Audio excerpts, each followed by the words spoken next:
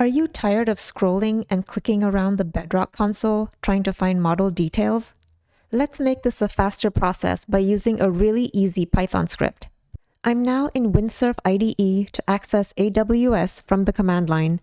Note that I'm using Git Bash on Windows. I've already connected my terminal to my AWS account by running this command, AWS configure SSO.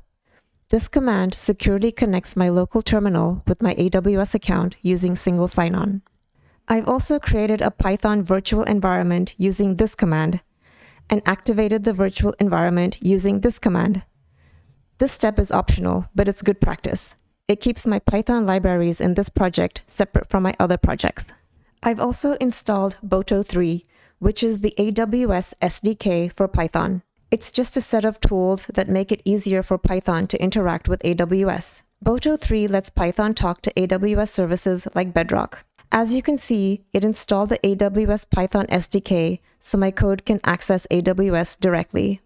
In the top left here, I'm going to open this file, which contains my Python script called list_anthropic_models.py.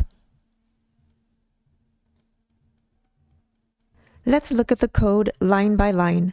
Import Boto 3. This tells my Python script to use the AWS SDK I installed earlier. Then we create a Bedrock client in the US East 1 region. That means we're telling Python which AWS region to use when it talks to Amazon Bedrock. A client is like a connection or messenger between my Python script and the AWS Bedrock service. We use the Bedrock API method called list_foundation_models to get all available models. This API is a way for Python to talk to Bedrock and ask questions like, what models are available?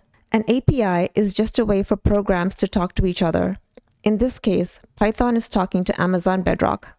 Then we loop through each model and print the model names and model IDs only for the Anthropic models. The line of dashes just makes the output easier to read. Note that because I've already logged into AWS using SSO, Boto 3 will automatically use my credentials to communicate with AWS. Now let's run the script. Before running the script, I'll set my AWS profile so Python knows which identity to use by using this command. This tells Python which AWS account profile to use when sending requests. Now I'll run the script in the terminal. You'll see the script shows all the Anthropic Claude models with model names and model IDs. So there you go. With just a few lines of Python, we've listed all the Anthropic Claude models available in Amazon Bedrock.